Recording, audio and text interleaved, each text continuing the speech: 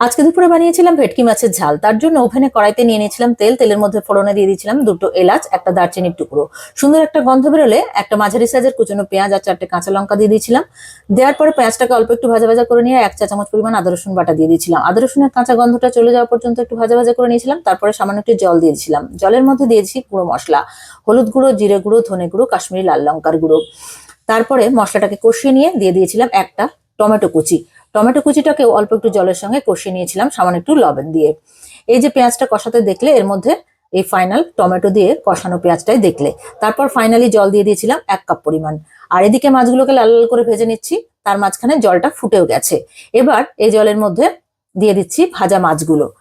যদি গ্রেভি বেশি রাখতে চাও জলের পরিমাণটা বাড়িয়ে দিতে পারো। আমরা এখানে বেশি গ্রেভি রাখবো না, একটু মাখা মাখা করবো, তো সেই জন্য জলের পরিমাণটা একটু কমই দিয়েছি। তো এইভাবে মাছগুলোকে একে একে দিয়ে দিলাম। দিয়ে মাছগুলোকে ফুটিয়ে নিতে হবে 5 মিনিটের মতো ঢাকা দিয়ে, ফ্লেমটা মিডিয়ামে রেখে। তো 5 মিনিট পরে এই যে ঢাকাটা খুলে দেখো আমাদের গ্রেভিটা অনেকটাই ঘন হয়ে গেছে। ভালোভাবে আর একটা পিঠ উল্টে দেব, অপর পিঠটাও যাতে এই সুন্দর নরম হয়ে যায়। এমনিতেই ভেটকি মাছ খুব তাড়াতাড়ি নরম হয়ে যায়।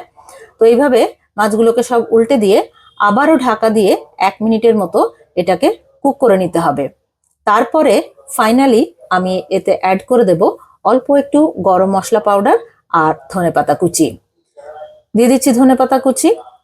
এটা দিলে বেশ সুন্দর একটা গন্ধ হয় আর টেস্টটাও ভালো হয়। দিয়ে দিচ্ছি সামান্য একটু গরম মশলা পাউডার। দুর্দান্ত স্বাদের ভেটকি মাছের ঝাল রেডি হয়ে গেছে। তোমরা এভাবে বাড়িতে বানিয়ে দেখো, কেমন হয় কমেন্ট করে জানাতে ভুলো না। আর ভিডিওটা ভালো লেগে থাকলে প্লিজ একটা লাইক করো, শেয়ার করো ফ্রেন্ডস আর রিলেটিভদের মধ্যে। আর চ্যানেলে নতুন বন্ধু হলে রিকোয়েস্ট করবো চ্যানেলটাকে সাবস্ক্রাইব করে পাশে থেকো। Thank you so much for watching. By.